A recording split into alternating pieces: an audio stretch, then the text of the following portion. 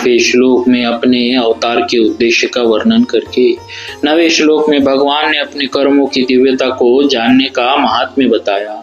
कर्मजन्य सिद्धि चाहने से ही कर्मों में अदिव्यता मलिनता आती है, अतः कर्मों में दिव्यता पवित्रता कैसे आती है इसे बताने के लिए अब भगवान अपने कर्मों की दिव्यता का विशेष वर्णन करते हैं।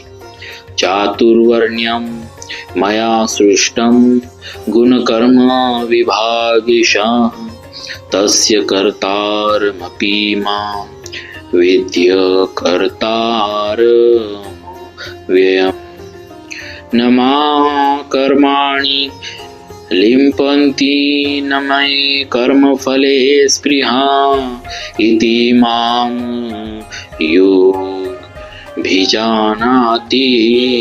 कर्मभिर्न सबध्यते। पूर्व जन्म में किए गए कर्मों के अनुसार सत्व रज और तम इन तीनों गुणों में न्यूनाधिकता रहती है।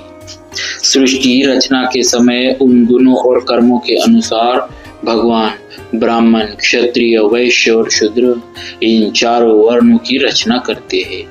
मनुष्य के सिवाय देव पितर तिर्यक आदि दूसरी योनियों की भी रचना भी भगवान गुणों और कर्मों के अनुसार ही करते हैं। इसमें भगवान की किंचित मात्र भी विषमता नहीं।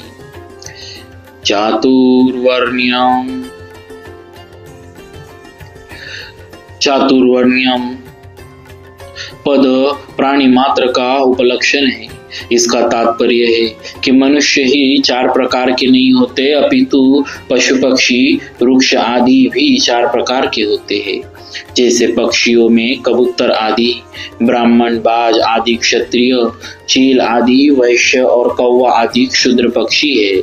इसी प्रकार वृक्षों में पीपल आदि ब्राह्मण, नीम आदि क्षत्रिय, इमली आदि वैश्य और बबूल कीकर आदि शूद्र वृक्ष है।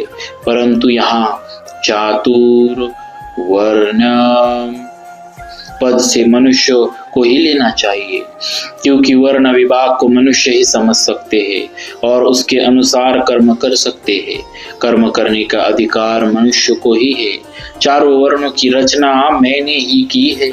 इससे भगवान का यह भाव था कि एक तो यह मेरे ही अंश है और दूसरे मैं प्राणी मात्र का सुहृद हूँ, इसीलिए मैं सदा उनके हित को ही देखता हूँ। इसके विपरीत ये न तो देवता के अंश है और न देवता सबके सुहृद ही है। इसीलिए मनुष्य को ही चाहिए कि वह अपने वर्ण के अनुसार समस्त कर्तव्य कर्मों से मेरा ही पूजन करे। तस्य कर्तारमपि मां विंध्य कर्तारम व्ययम्। यहाँ कर्तारम पद का कर्तारम पद कर्म करते हुए भी कर्तृत्वाभिमान का अभाव बताने के लिए आया है।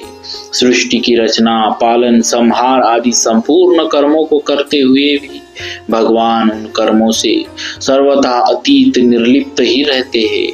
सृष्टि रचना में भगवान ही उपादान कारण है और वे ही निमित्त कारण है। मिट्टी से बने पात्र में मिट्टी उपादान कारण है और कुम्हार निमित्त कारण है। मिट्टी से पात्र बनने में मिट्टी व्यय खर्च हो जाती है और उसे बनाने में कुम्हार की शक्ति भी खर्च होती है। परंतु सृष्टि रचना में भगवान का कुछ भी व्यय नहीं होता, वे ज्यों के त्यों ही रहते हैं, इसीलिए उन्हें अव्ययम कहा गया है। जीव भी भगवान का अंश होने से अव्यय ही है। विचार करें कि शरीर आदि सब वस्तुएं संसार की है और संसार से ही मिली है, अतः उन्हें संसार की ही सेवा में लगा देने से अपना क्या व्यय हुआ। हम तो स्वरूपतः अव्यय ही रहे। इसीलिए यदि साधक शरीर इंद्रिया मन बुद्धि धन संपत्ति आदि मिले हुए संसारिक पदार्थों को अपना और अपने लिए न माने तो फिर उसे अपने अव्ययता का अनुभव हो जाएगा। यह विद्धि विधि पद से भगवान ने अपने कर्मों की दिव्यता को समझने की आज्ञा दी है। कर्म करते हुए भी कर्म सामग्री और कर्म फल से अपना कोई संबंध न रहना ही कर्मों की दिव्यता है। नमा कर्माणि लिम्पन्ति न मे कर्म फले स्पृहा। विश्व रचना आदि समस्त कर्म करते हुए भी भगवान का उन कर्मों से कुछ भी संबंध नहीं है।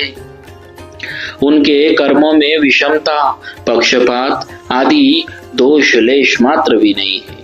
उनकी कर्म फल में किंचिन मात्र भी आसक्ति, ममता या कामना नहीं है। इसीलिए वे कर्म भगवान को लिप्त नहीं करते। उत्पत्ति विनाशील वस्तु मात्र कर्म फल है।